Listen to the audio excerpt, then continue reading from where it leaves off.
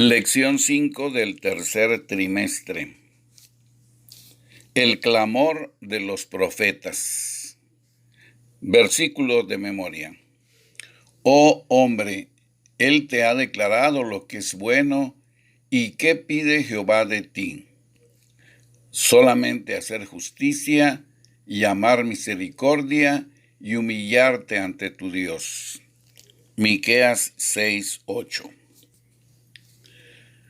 Los profetas del Antiguo Testamento se encuentran entre los personajes más interesantes de la Biblia. Sus voces estridentes, sus mensajes audaces, su sentido del pesar, la ira y la indignación, y ocasionalmente sus mensajes actuados, lograron que no fueran ignorados. El pueblo y sus dirigentes eran fácilmente arrastrados por los ídolos y el estilo de vida de las naciones circundantes. La ingrata tarea de los profetas era instarlos a arrepentirse, recordándoles el amor y el favor de Dios por ellos y, en ocasiones, advirtiéndoles de las consecuencias de seguir alejándose de Dios. Como veremos, entre los pecados y los males de los que fueron advertidos los líderes y el pueblo, uno de los más grandes era la opresión de los pobres, los necesitados y los indefensos entre ellos. Sí, adorar ídolos era malo. Sí, seguir falsas prácticas religiosas era malo. Pero aprovecharse de los débiles y los pobres también era condenable. El reclamo recurrente de la justicia. A pesar del plan divino claramente detallado, el pueblo israelita rara vez estuvo a la altura de su llamado. No muchas generaciones después de establecerse en la tierra de Canaán, le pidieron al profeta Samuel que designara un rey para dirigirlos como tienen otras naciones. Samuel advierte al pueblo todas las cargas que significaría tener un rey. Si bien Samuel procuró aconsejar a Saúl, el primer rey, no pasó mucho tiempo antes de que su profecía comenzara a hacerse realidad. Incluso en el apogeo del reino israelita, David y Salomón no escaparon de las tentaciones, la corrupción y los excesos de poder. A lo largo de los reinados de los reyes de Israel y Judá, una de las respuestas de Dios fue enviar profetas para que dieran a conocer su voluntad y recordarles a los dirigentes y al pueblo israelita sus responsabilidades de origen divino para con los miembros olvidados de su sociedad. Los profetas hebreos hicieron un llamado continuo a vivir justamente y a hacer justicia en la sociedad. Al confrontar la infidelidad de Israel y sus líderes, los profetas eran una voz habitual y urgente para los que no tenían voz, especialmente aquellos que padecían porque Israel no hacía la voluntad de Dios. Al reflexionar sobre la pasión de los profetas del Antiguo Testamento, Abraham Joshua Heschel contrasta nuestra complacencia con sus urgentes llamados de justicia. Las cosas que horrorizaron a los profetas ocurren a diario, incluso en la actualidad, en todo el mundo. Su intensa impaciencia frente a la injusticia nos puede sonar a histeria. Nosotros mismos continuamente presenciamos actos de injusticia, manifestaciones de hipocresía, falsedad, indignación, miseria, pero rara vez nos indignamos o albergamos demasiadas esperanzas. Para los profetas, incluso una injusticia menor asume proporciones enormes. Lo que estos profetas nos ofrecen es una vislumbre del corazón y la mente de Dios. De esa forma pueden ayudarnos a ver la injusticia y el sufrimiento de nuestro mundo a través de los ojos llenos de lágrimas de Dios.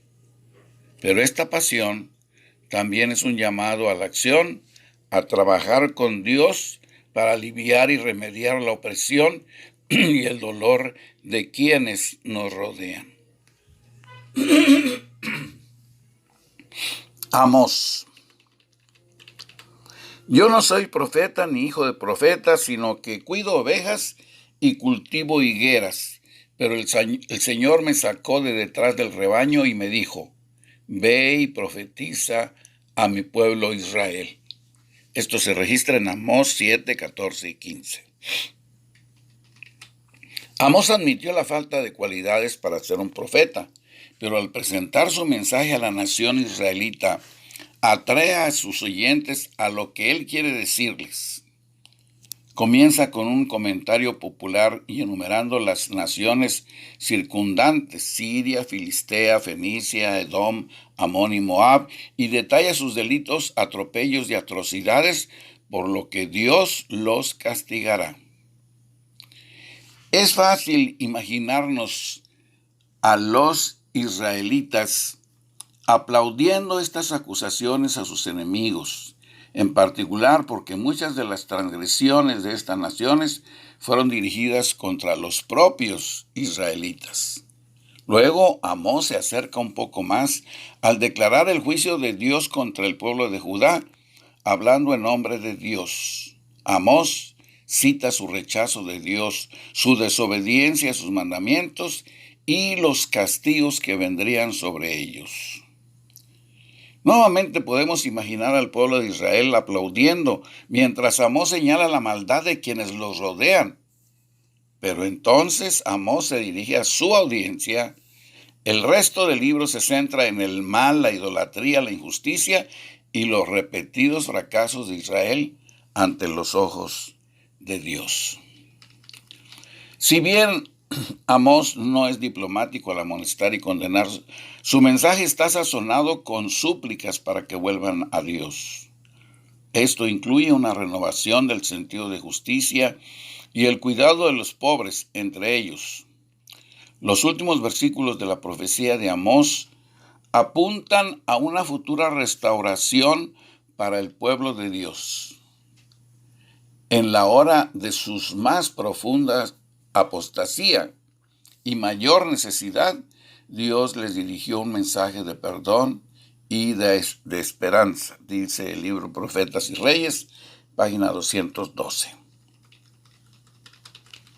Miqueas. Hombre, él te ha declarado lo que es bueno. ¿Y qué pide Jehová de ti? Solamente hacer justicia y amar misericordia y humillarte ante tu Dios. Este es uno de los textos que con frecuencia convertimos en lemas.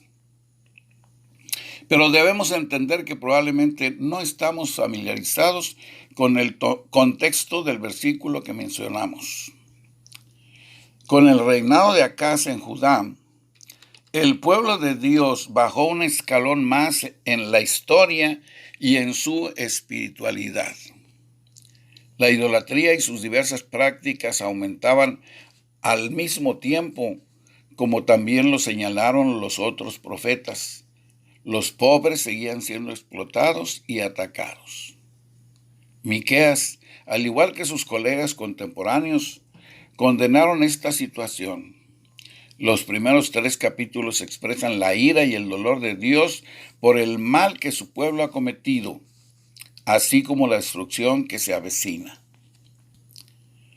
Pero Dios no había abandonado a su pueblo. Las voces estridentes y los duros mensajes de los profetas eran una indicación del constante interés de Dios por su pueblo. Les dio advertencias a causa de su amor y cuidado por ellos. Anhelaba perdonarlos y restaurarlos, mientras su enojo no duraría para siempre.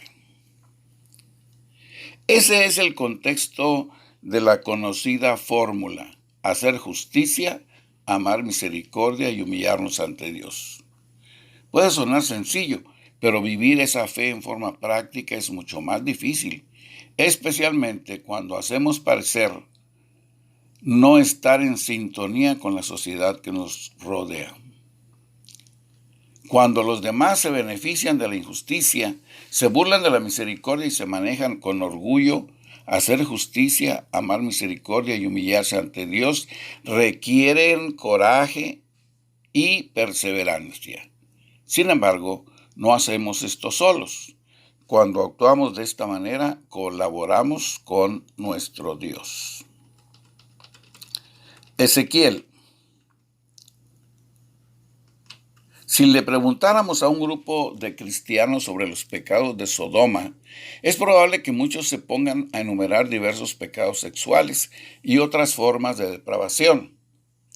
Después de todo, Génesis 19, 1 al 13, describe a una sociedad enferma y perversa más que propicia para la destrucción. Sin embargo, la respuesta es más complicada que eso. Considera la descripción de Ezequiel. He aquí que esta fue la maldad de Sodoma, tu hermana, soberbia, saciedad de pan y abundancia de ociosidad tuvieron ella y sus hijas, y no fortaleció la mano del afligido y del menesteroso. Ezequiel 16:49. Aunque evidentemente el Señor no iba a pasar por alto las otras formas de depravación que se encontraban en la ciudad, el énfasis de Ezequiel era la injusticia económica y la falta de atención a los necesitados. Definitivamente, a la vista de Dios, estos pecados económicos serían tan malos como los sexuales. Las primeras profecías de Ezequiel, posteriores a la época de Amós, Miqueas e Isaías, dan una nota similar de advertencia sobre la destrucción venidera. Sin embargo, después de que Jerusalén cae en manos de los babilonios y de que su pueblo es llevado cautivo, el enfoque de Ezequiel cambia hacia las promesas divinas de restauración. En Ezequiel 34, 2 al 4 y 7 al 16, se compara al pueblo de Israel con pastores que en lugar de apacentar a sus ovejas, se apacientan a sí mismos y disfrutan de toda la grosura de ellas. A pesar de ser tan malos que se los compara con Sodoma, el Señor todavía se acercaba a ellos con la esperanza de alejarlos de su maldad. En el plan renovado de Dios para su pueblo, ellos volverían a su tierra, Jerusalén, sería restaurada y el templo sería reconstruido. Nuevamente volverían a celebrar las fiestas que Dios les dio y la tierra se volvería a dividir en partes iguales entre el pueblo como herencia. Parece obvio que la intención de Dios era que el plan que tenía para su pueblo, que fue primero dado a Moisés y al pueblo de Israel después de su rescate de Egipto, se reanudaría con el regreso de su pueblo del cautiverio. Esto incluía la preocupación por los miembros más débiles de la sociedad, como también por quienes podrían considerarse forasteros. Isaías. El sermón inicial de Isaías, los primeros 5 capítulos, es una mezcla de críticas mordaces por la clase de sociedad en la que se había convertido el pueblo de Dios. La advertencia de un juicio inminente en respuesta a su rechazo de Dios y sus continuas irregularidades y ofrecimientos de esperanza si el pueblo se volvía a Dios y reformaba su vida y la sociedad. Pero quizá la emoción más fuerte que nos llega a través de sus palabras es una sensación de dolor, basado en su comprensión de quién es Dios y lo que quiere para su pueblo. El profeta se lamenta por lo que se perdió, por las innumerables personas olvidadas que sufren y por el juicio que vendrá sobre la nación. Isaías continúa este patrón a través de su ministerio profético. Él insta al pueblo a recordar lo que Dios ha hecho por él. También les ofrece la esperanza de lo que Dios quiere hacer por ellos en el futuro. Por lo tanto, deben buscar al Señor ahora, ya que esta relación renovada con Él incluirá arrepentirse de su maldad actual y cambiar la forma en su trato con los demás. En los capítulos 58 y 59, Isaías retoma específicamente la preocupación por la justicia. Vuelve a describir una sociedad en la que el derecho se retiró y la justicia se puso lejos, porque la verdad tropezó en la plaza y la equidad no pudo venir, según Isaías 59:14. Pero también afirma que Dios es consciente de ello y que rescatará a su pueblo. Vendrá el Redentor, dice Isaías 59:20. A lo largo del libro de Isaías, una parte importante de la atención del profeta se centra en proclamar al Mesías venidero que finalmente restablecerá el reinado de Dios en la tierra y traerá justicia, misericordia, sanidad y restauración con él. Para reflexionar. Los profetas alzaron la voz contra la intensa opresión, la flagrante injusticia, el lujo y el despilfarro desmedidos, los desvergonzados banquetes y borracheras, la licencia y las orgías de su época. Pero vanas fueron sus protestas, vana su denuncia del pecado. Para Isaías la perspectiva era particularmente desalentadora en lo que se refería a las condiciones sociales del pueblo. Había hombres que en su deseo de ganancias iban añadiendo una casa tras otra y un campo tras otro. La justicia se pervertía y no se manifestaba compasión alguna hacia los pobres. Hasta los magistrados, cuyo deber era proteger a los indefensos, hacían oídos sordos a los clamores de los pobres y menesterosos, de las viudas y los huérfanos. Frente a tales condiciones, no sorprende que cuando Isaías fue llamado durante el último año del reinado de Usías para que comunicase a Judá los mensajes de amonestación y reprensión que Dios les mandaba, haya querido rehuir la responsabilidad. Sabía muy bien que encontraría una resistencia obstinada. Estas claras expresiones de los profetas y del Maestro mismo deben ser recibidas como voz del cielo para toda alma. No debemos desperdiciar oportunidad alguna de cumplir actos de misericordia, de tierna prevención y cortesía cristiana en favor de los cargados y los oprimidos, dice Profetas y Reyes, página 242.